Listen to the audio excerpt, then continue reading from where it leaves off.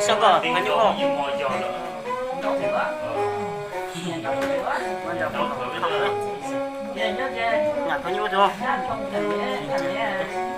Này. Ở bên giống ở bên đi cho lúc bây giờ ở bên cho đối là một cho nên đây hay đi giống câu giống quá. Một suối nó phải dùng được cái nào đó. Họ có một tắc Vitamin nghe quá.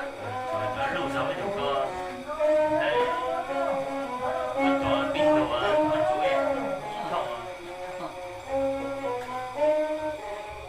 có tụi nhà con rồi như nhiều cái gì luôn mà như lò ha na chỉ lũ giống bên đồ đó được có thể Suối chủ có lập cái trường đâu